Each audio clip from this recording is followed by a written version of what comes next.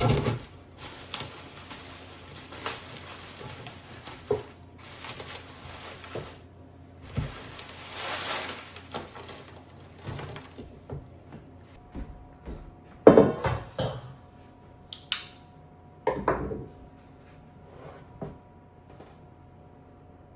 back. It is October 15th today, which means I really need to start getting my stuff in order for the winter. So I still have a half a deer in the freezer from last hunting season that I have not done anything with. Nicole shot this one last year and I took half of it home. And the reason I didn't process it initially when I brought it home is because right after I got home, somebody actually hit one ahead of me on the road and I picked up a roadkill deer and I ended up doing that one instead. And this kind of just sat in the freezer. And then when I finally ran out of venison from the one that I had picked up off the road, it was the middle of the summer and there's no air conditioning in this house, and I did not want to take this meat out of the freezer and let it thaw during the day in the heat. Too many flies, too many bugs, too much everything, so I just didn't do it. And now hunting season is only a couple weeks away and I need to make some room in the freezer because, well, I'm really hoping to get one this year. So I need to do something with this today. This entire week is just getting loose ends tied up and getting ready for winter. And the very first thing I'm gonna start with is making room in the freezer. So this is just a quarter of the deer, the other quarter's in the sink over there, and then I've got a bag of pork fat that I picked up from the butcher. I like to cut my ground venison with pork fat just because it's so lean. I also like the taste of pork fat in it, so I kind of just grind it all together and then portion it into 1 or 1.5 pound bags. I will not be doing cuts off of this or roast or anything like that. This is strictly gonna be ground venison only, so don't come at me about my butchering skills because I'm just cutting chunks of meat off to grind. That's it. A couple little pieces of cedar on here, which we don't need.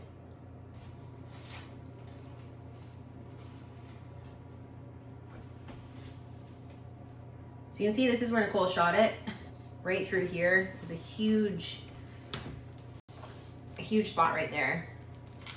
So I don't want all that blood in it. So I'm just gonna cut this chunk off.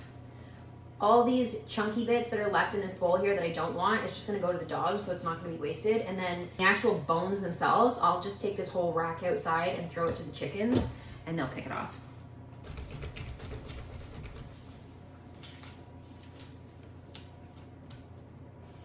All right, I'm just finishing up the first quarter here. It's just about done. I got a couple more pieces to pick off. The front quarter is where Nicole shot it. So this piece in particular, I got quite a bit off, but quite a bit of it was the area where she shot it. So a lot of bleeding, a lot of clotting, a lot of stuff that I don't want to eat. So far I've got half a bowl of good pieces that I'm gonna mix with the pork, and I've still got another quarter to do. So we will be in good shape.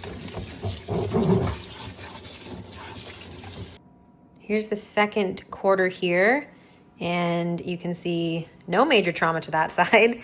Quite a bit of fat on that though that I want to cut off. Well, not quite a bit, but enough that I want to cut off. Definitely don't want any of that. Just gonna get working on this piece here, and then once it's done, I will grind it all up.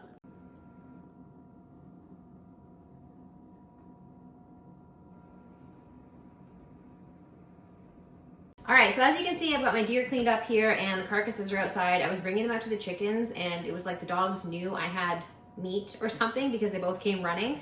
So they each got a quarter deer and they are occupied now for quite a while.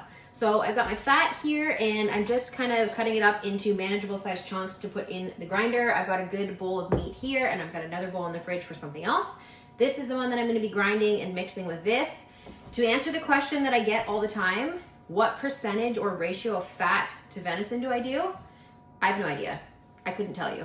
I just do it all willy-nilly. Whatever I feel like looks right, that's what I do. Most of the time, I'll just kind of fill up a bowl and then alternate venison and fat through the grinder. And then I just kind of go by what it looks like. Does it look like it's marbled enough with the fat? Yes? Okay, great, I'm done. So I really don't know, and I can't answer that question for you. I just go based on what it looks like in my eyes, and I think it looks great. So the end, we're done. So I'm just gonna cut up a few more pieces here and then we will get on to grinding it. To answer another question I get, I got 10 pounds of pork fat and it was $19, I think. $19.92, so $20 for 10 pounds. And I don't know if that's a good price or not because I don't buy it enough to know. Anyways, I gotta get on with this because the kids are gonna be home in about 30 minutes and I need to get this wrapped up before we go to sports. So let's get to grinding. All right, let's get this show on the road here. This is not my grinder. I borrowed this from somebody. I'm using a fine grind on here, not the coarse one. I mean, it doesn't really matter, I guess. It's really preference and what you like. I don't want mine this big, so I'm using the fine one here. And what I'm gonna do is I put this little tray on. I'm gonna put venison on one side and pork on the other and just kind of alternate them as I'm going through. And I'll catch it in this bowl, move it to the big one, and the end.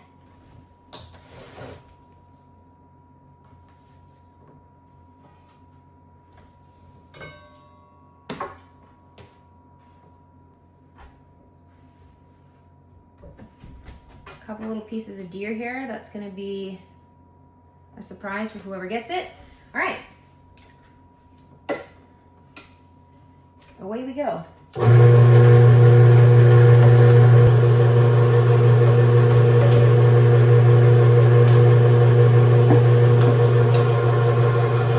is perfect.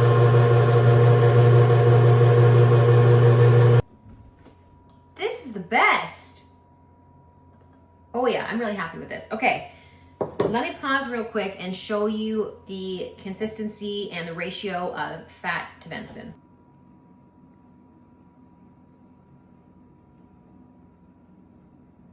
So that is exactly what I'm looking for. That is how much fat in my venison I like. That ratio is perfect. Number-wise, couldn't tell you, but this is looking good. So I'm just gonna go ahead and zip the rest of this through here, and then we can bag it up.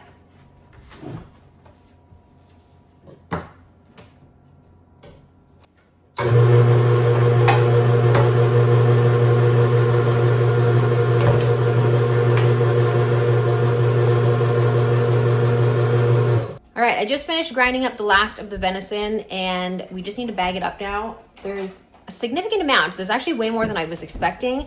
When it was cubed up, it didn't look like that much, but now that it's ground, it's a significant amount. So we're gonna bag that up, we're gonna head to sports, and then we're gonna head on to the next thing to get ready for winter.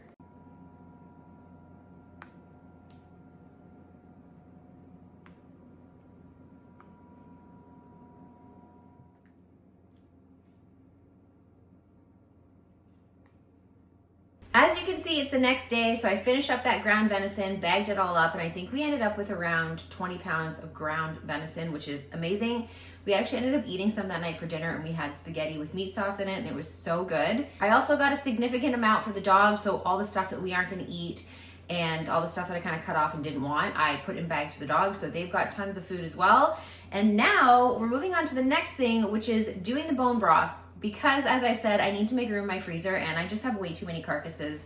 So what I do when I'm doing my bone broth is throughout the months, as I'm cooking chickens for dinner, I will always save the carcass and I also save the pan drippings. Sometimes I use it for gravy, but sometimes I don't need gravy and I just put the whole thing in the freezer. The other thing I have here is necks. I have a bag of necks, so we're not gonna waste that. We're gonna put that in there as well. On top of chicken broth, I'm also doing beef broth. So I've got a whole bag of bones here. Typically I get these off my aunt when I get a quarter of beef from her in the fall, but I already used those ones up. So these ones I actually ended up getting from the butcher at the same place that I got that fat from.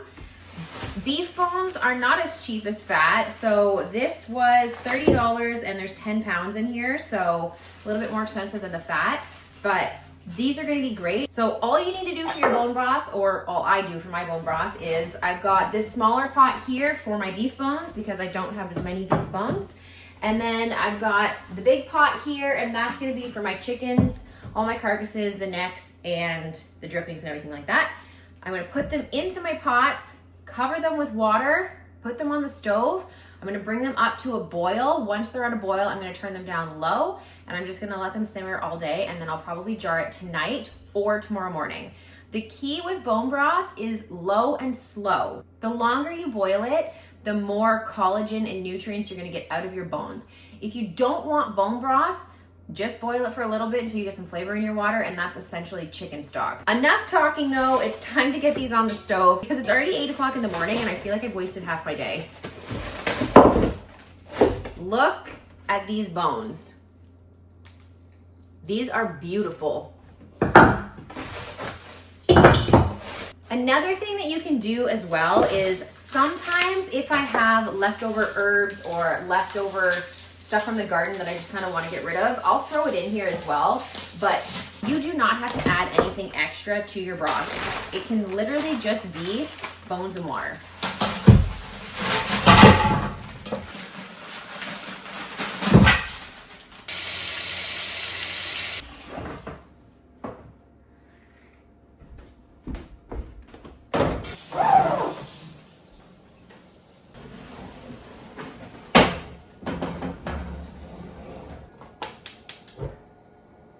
Both my pots are on here, and I'm gonna just leave these and let them come to a boil.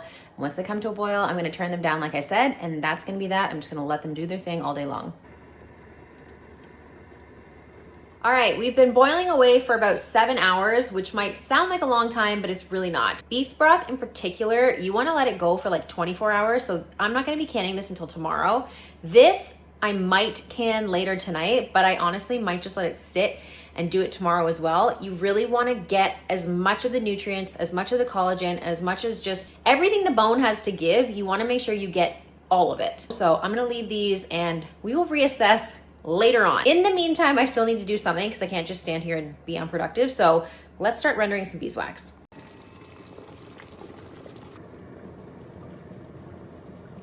There's a couple things you want to keep in mind when you are rendering wax. And the first thing you want to keep in mind is that you need one pot designated to wax only.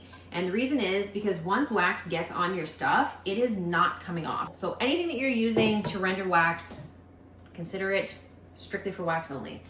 So I've got 3 bags of wax here, and one of them is from this year. This big one is from this season. And I think these 2 are from the end of last season, and I just forgot, oh, excuse me, this isn't even wax, this is fat, so we won't be doing that. This bag is from the end of last season. I put it in the freezer, and then when I rendered it down in the fall, I forgot this bag, and I didn't want to go through the whole process again just to do this little bag of it, so that's why I still have this. So when I put my wax away, if you watched that video, I put it, of course it's frozen to the bag now, I put it away in the cheesecloth, and the reason I did that is because, well, there's 2 reasons. 1, it was easier to just kind of keep it all together and roll it up and put it in the bag. 2, you can put the wax directly into the water. It will melt right in the water and the wax will separate and come to the top and the water will stay below. However, in doing that, all the impurities, all the dead bees, all the bits of whatever you don't want in your wax are then melted into the wax when it hardens. So that's okay because you can take it out and you can melt it again and strain it through cheesecloth and get rid of it. You can totally do that. I have found that by putting it away in the cheesecloth that I'm already using to strain it, it saves me a step. You just put the cheesecloth right into the pot of water, and then all the crap that you don't want in your wax stays inside the cheesecloth and leaves you a much more refined wax. We still do need to strain it again after that. Once it hardens, you want to strain it again to make sure it's nice and clean.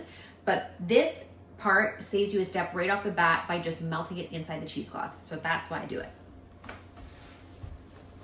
All right, so I'm starting with the small bag that I had. I just wrapped it up in some clean cheesecloth here. When you're doing wax in hot water to render it, you don't need your pot full of water. You only need a little bit in there. This is gonna melt relatively quickly, and you wanna make sure that your wax isn't kind of sitting on the top of a pot full of water and then stuff's going over the edge. We don't want that. So I have about, I don't know, 4 inches of water in there, and all you do is just sit your wax in the bundle inside the water. It's gonna melt. The wax will naturally just separate up to the top. And once it's all melted, you just pull the cheesecloth right out and the end, you're done. So as you can see here, all this stuff on top, that is the wax melting and separating from the water and rising to the top. Sometimes I'll just kind of drag it around the pot so it doesn't just sit in one spot. Yeah, you can see the bundle is getting smaller. And then once this one melts out of it, what you can do is you can just let this harden and then peel that off and then start fresh, but I don't really want to wait. So I'm just gonna go ahead and just melt the rest of it into the same pot. So you can see this is all that's left in the bottom, and it's just stuff that I don't want in my wax. You can see all the impurities and everything stuck to the cheesecloth. And if I had not put it in the cheesecloth, that would all be in my wax and I would have to render it and strain it more times than I need to. So the cheesecloth is your friend.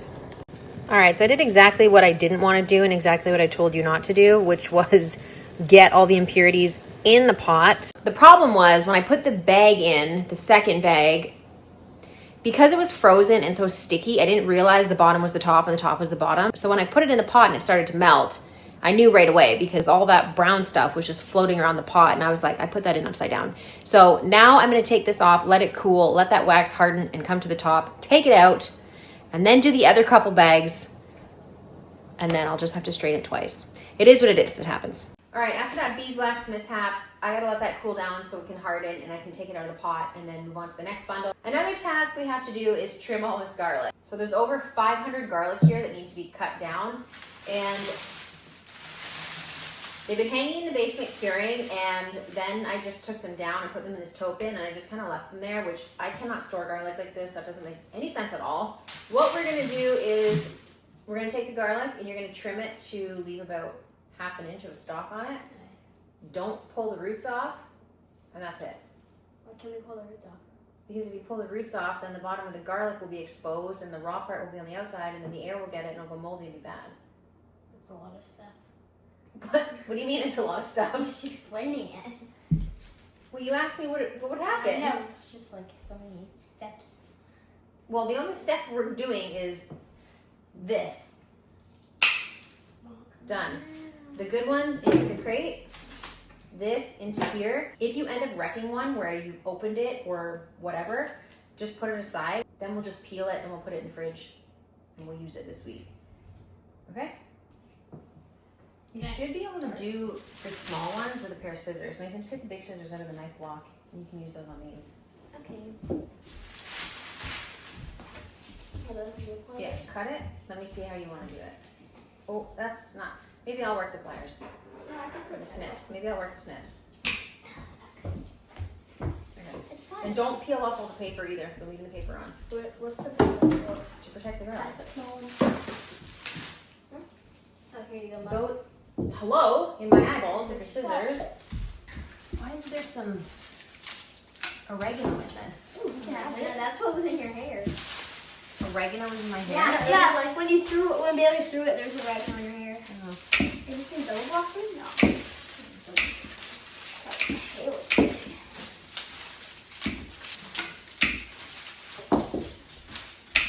Okay, we're just, whoa, look at that weird thing. What? That reminds me of nothing. Nuts? Yes. It does look like some nuts. Mom. They said it. It does. So now we have to open them all. What? Take the cloves out. Can we dump it out? No. Careful where See? you put those buttons. We need, how many, this one has 6 on it, and so we only need about 500. Just only? Yeah, just only. Are we counting? So you're just gonna separate them, and we basically need enough to fill up this whole bowl. Oh, it's still in there. So what are we gonna do? Yeah, Wrap? we can Wait. But They all dry. not on my pine floor, hello. Good. Can we crack it? Yeah. Oh, Just, whoa. yes, that's what should happen. Whoa.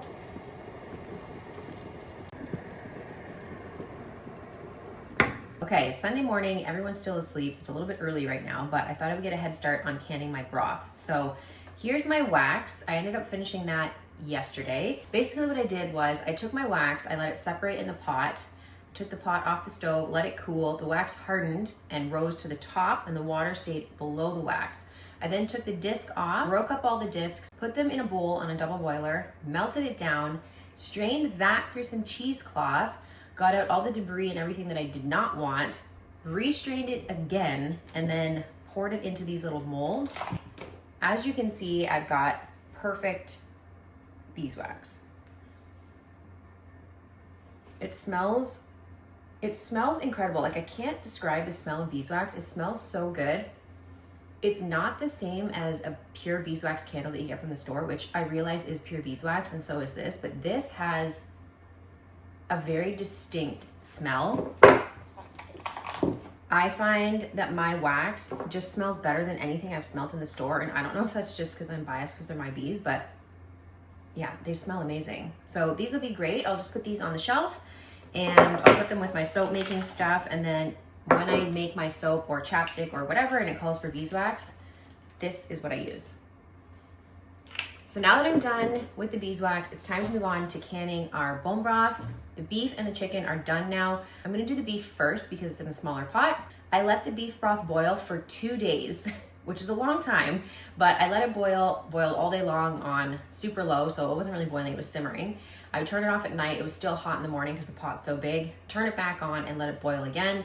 All of the collagen, all of the bone marrow, everything is out of the bones, so the bones are completely hollow. So now it's time to strain the bones out of that and put it in some jars.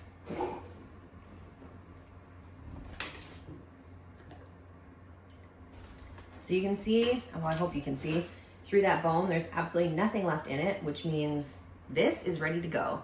You wanna make sure that, oh geez, you wanna make sure that your bones are completely empty because everything that's enriching your broth comes from the inside of these bones. So if you're boiling it and you've still got stuff left inside, it's not done yet.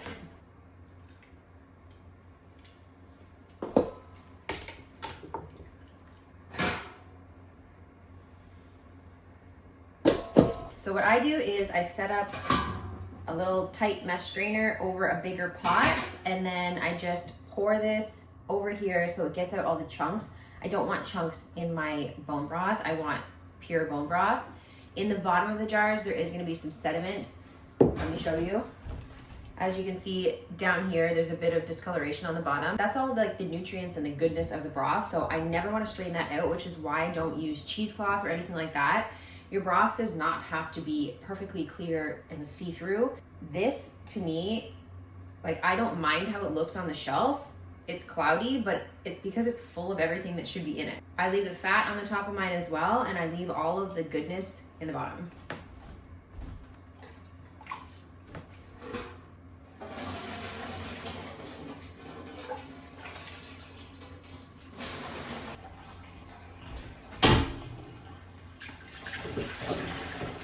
And then all the little bits of stuff that's left in the top, and the same with when I strain chicken broth, all the bones and all the meat and stuff that's left in the bottom of the pot, all of that goes back out to the chicken, so none of this stuff is wasted. Something smells like it's on fire. That can't be good. I've got my strained out beef broth here, and I'm just gonna ladle it into these jars, and then they'll go right into the pressure canner. This looks so good. This makes me very happy. You don't want to fill it right to the top. You want to leave a little bit of headspace. So I always just fill it to the neck of the jar and I leave that much.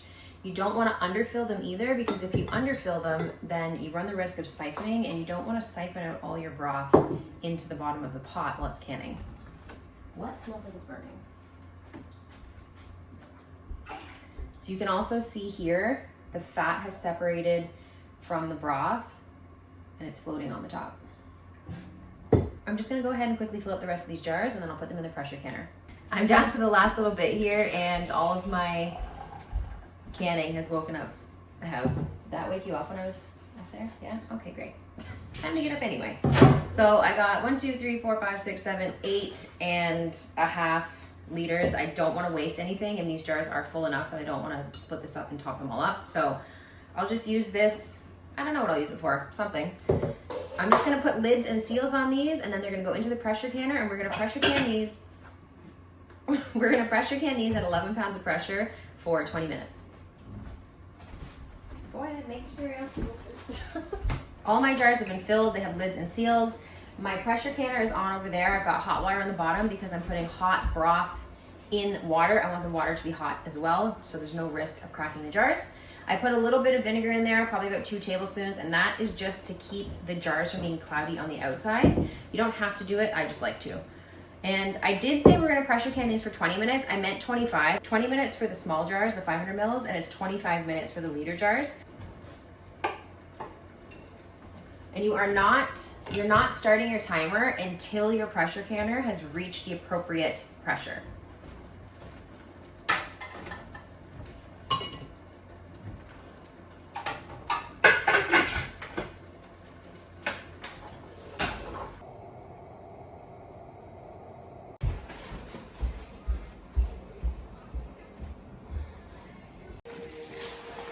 I feel like we've woken up in the 90s. Mason's watching Inspector Gadget and having Cheerios with fresh milk, and I'm canning bone broth.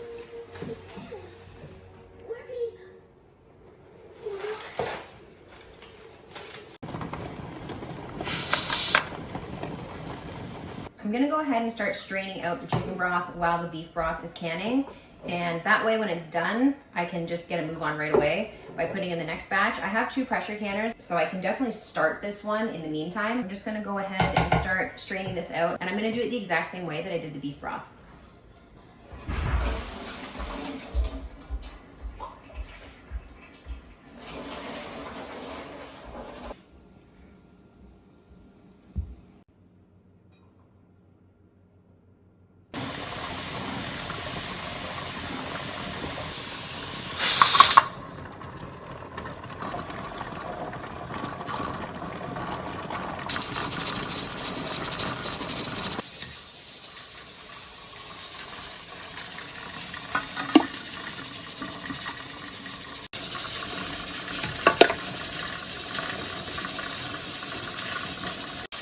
Okay, as you can hear, the beef broth is well on its way. It's just about done, actually. I've got my first batch of chicken stock in there, and I've probably got about, I think I have about 8 or 10 more liters left to do. I'm gonna turn the beef broth off in a second.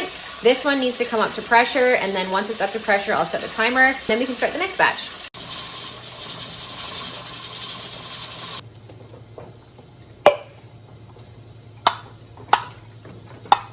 All right, as you can see, I'm done my broth. So I ended up with 21 liters, and some of the rings are kind of off, kind of on, because I started taking them off, but I realized I hadn't closed this video out yet. So I was about to clean them up and put them away, but I have not finished filming this video. So I ended up with 21 liters. I got 7 liters of beef, and the rest is chicken, which is great. So this is my beef, and this is my chicken. Ignore how cloudy the jars are. They're covered in fat, and I need to clean them still before they go on the shelf, but I just wanted to show you the difference here. You can see the beef has way more fat on top than the chicken. I just need to find a space for them to go on the shelf, because I certainly am looking over here and I do not have enough shelf space for all these. So this week I ended up processing the deer, rendering my beeswax. I did all the bone broth. We trimmed up the garlic. And if you can see behind me on the stove, there's a big pot going there. I decided to do some apple cider because I had a bunch of apples that Brad gave me that I wanted to use up. So I'll get that all canned up today and find some space on the shelf for that. I don't know where that's gonna go either. Seriously, I'm looking around and there's no space anywhere. Anyways, that's pretty much it for this video. Thanks for watching. Don't forget to follow me on Instagram @_livingdifferent, where you can stay up to date on what I'm doing all the time. I post on there multiple times a day, and Instagram always includes content that's different from YouTube. Don't forget to check out the website, www.living-different.com. When you first log into the website, you'll be prompted with a little box to sign up for a weekly newsletter. The newsletter comes out every Sunday at 9, and that is where you get my recipes from. So I am getting a lot of comments on Instagram to just share recipes when you want them. I can't do that. That's just so much work for me to do, to type out recipes every single time somebody wants one. So that's why I created this newsletter. So every Sunday you get one of my recipes, something that I've used, something that I've shown, and something that you guys know that I cook all the time. So definitely check out the website if you are looking for recipes. When you sign up for the newsletter, that does not mean that you're getting all the previous newsletters that have already been sent out. You are gonna get the newsletters that come out from the Sunday that you sign up moving on. So I can't supply you with all the recipes that have already been sent out, but when you subscribe to the newsletter, you will get a recipe every Sunday. And honestly, it's been a while since I started the newsletter, so I probably will recycle some of those recipes just for the new people that are signing up now. That's it for this video though. Thanks for watching, and I will catch you on the next one. Bye.